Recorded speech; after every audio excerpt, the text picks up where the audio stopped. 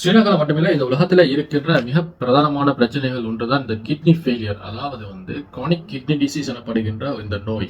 Kidney failure ஆகி அது work பண்ணாம போறத சொல்லலாம். இந்த கிட்னி ஃபெயிலியர் ஏன் நடக்குதுன்னு பார்த்தீங்கன்னு சொன்ன நண்பர்களே, முதலாவதாக இதுல மிகப்பெரிய கிட்னியினுடைய எதிரி தான் இந்த டயபெட்டிஸ், அதாவது சுகர். நம்ம ஆல்ரெடி இந்த டயபெட்டிஸ் பற்றி, அதே நேரம் இந்த டயபெட்டிஸ் எவ்வாறு இந்த கிட்னியை தாக்கம் செலுத்துது அப்படின்றத பற்றி உங்களுக்கு ஒரு வீடியோ செஞ்சிருக்கிறேன். அதை பார்க்காதவங்க கட்டாயம் நீங்கள் பாருங்கள், அதை நான் டிஸ்கிரிப்ஷனில் போட்டுவிட்டேன். அதே டைமில் இருக்கின்ற மிக முக்கியமான அடுத்த ஒரு பிரச்சனை தான் நண்பர்களே, த பிளட் ப்ரெஷர் ஹை, அதாவது ஹைப்பர் டென்ஷன் எனப்படுகின்ற இந்த பிரச்சனை. எங்களோட பிளட் ப்ரெஷர் வேரியஸ் காரணங்களுக்காக ஹையாக சான்ஸ் இருக்கின்றது. எங்களோட பிளட் ப்ரெஷர் கிட்னியில ஏதாவது பிரச்சனை இருந்தால் கூட ஹை ஆகும். அதே நேரத்தில் கிட்னிக்கு மேலே இருக்கின்ற அட்ரினலின் கிளாண்ட் எனப்படுகின்ற அந்த கிளாண்டிலே ஏதாவது பிரச்சனை ஆகின்ற நேரத்திலே அதிகரிக்க சான்ஸ் இருக்கின்றது.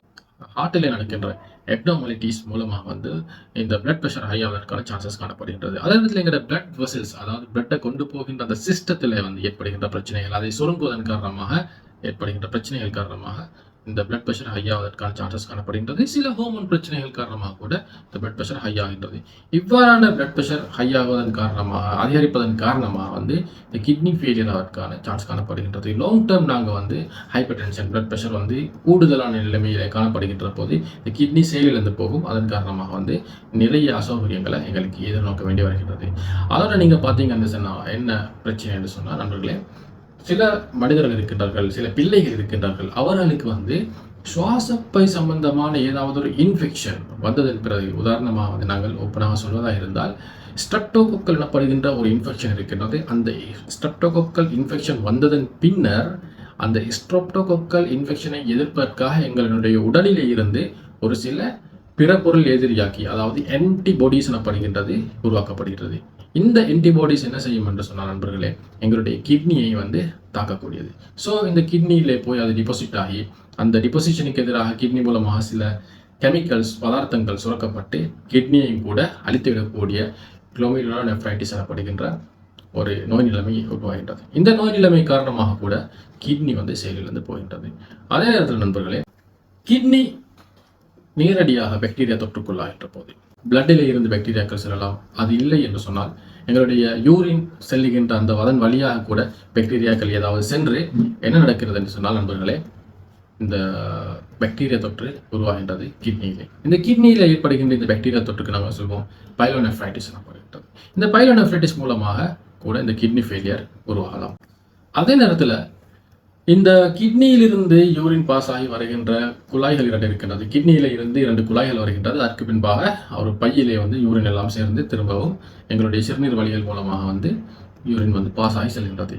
இந்த ஏதாவது ஒரு இடத்திலே நடக்கின்ற பிளாக்கேஜ், அப்ஸ்ட்ரக்ஷன் மூலமாக, பிளாக் ஆறுதல் மூலமாக என்ன நடக்கும்னு சொன்னால், யூரின் உற்பத்தியான யூரினுக்கு அது வெளியே போக முடியாமல் அப்படியே அடைபட்டு கிடைக்கும். உங்களுக்கு தெரியும், ஒரு கான் அடைபட்டு இருந்தால் என்ன நடக்கும் என்பது உங்களுக்கு தெரியும்.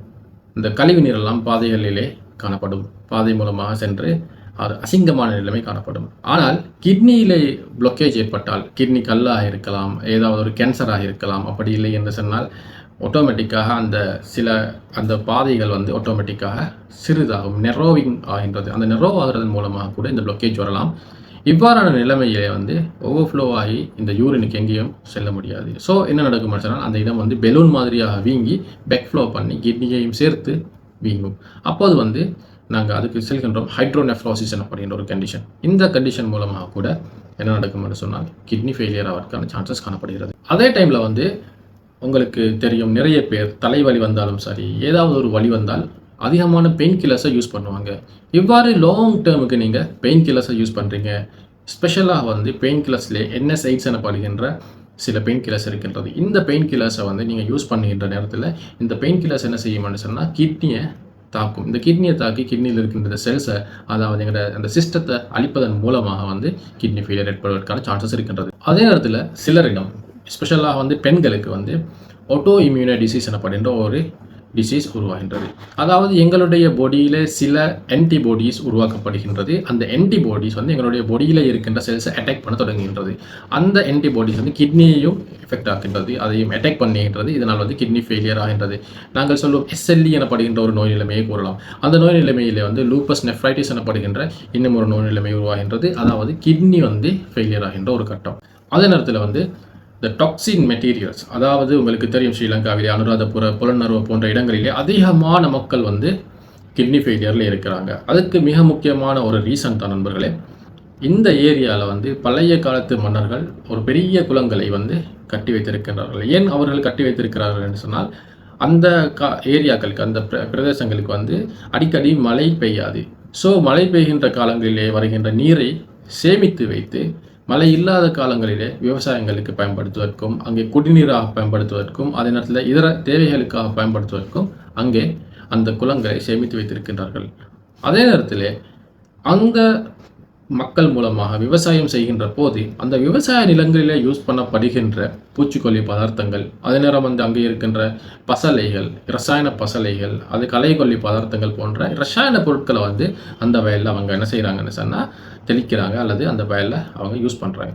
ஸோ என்ன நடக்குதுன்னு சொன்னால், மழை காலங்களில் என்ன நடக்குதுன்னா, மழை தண்ணீரோடு சேர்த்து அந்த பசலைகளும், அந்த பசலைகளில் இருக்கின்ற ரசாயன பதார்த்தங்கள், அந்த ரசாயன பதார்த்தங்களில் இருக்கின்ற பார உலோகங்கள், கேட்மியம், லெட் போன்ற பயங்கரமான உலோகங்களும் சேர்ந்து அந்த மழை நீரிலே கரைந்து எங்கே வருகின்றதுன்னு சொன்னால் மெயினாக இருக்கின்ற அந்த குளத்துக்கு வருகிறது.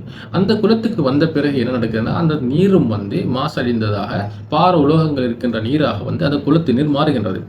அந்த குளத்து நீரில் இருக்கின்ற மீன்களும் வந்து அந்த நீரில் இருக்கின்றதன் காரணமாக அந்த மீன் பொடியில் கூட வந்து பார உலோகங்கள் செல்கின்றது.